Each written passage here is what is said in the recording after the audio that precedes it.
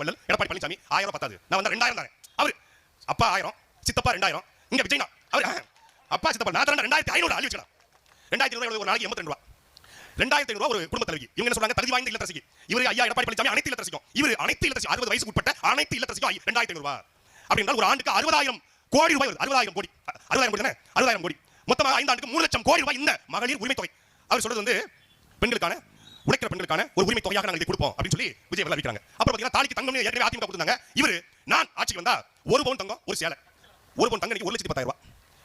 தமிழ்நாடு முழுக்க சராசரியாக ஆண்டுக்கு 5 லட்சம் கல்யாணம் நடக்குது. ரிஜிஸ்டர் மேரேஜ், ரிஜிஸ்டர் இல்லாத மேரேஜ் நடக்கும்.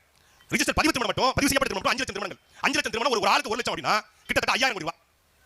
அது 25000 கோடி வருது. மொத்தமாக 5 வருஷம் கணக்கு பண்ணும்போது இந்த பணத்தை எங்க இருந்து எப்படி நீங்கள் வருமானமாக அரசு கொடுப்பீங்க? இதை மட்டும் கொடுங்க. நான் விஜய்க்கு ஓட்டு போடுறேன்.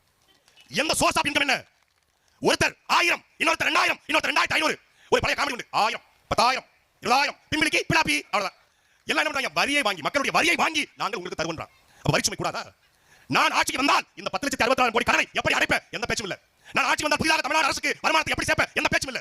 ஈட்டலும் ஈட்டலும் காத்தலும் காத்த வகுத்தலும் வல்ல அரசு என்று வல்ல நல்ல திட்டங்களை ஏற்றி அதன் மூலமாக வருமானத்தை பெருக்கி அந்த வருமானத்தை கொண்டு மக்களுக்கு சேவை செய்கிற அரசு நல்ல அரசு, வல்ல அரசு.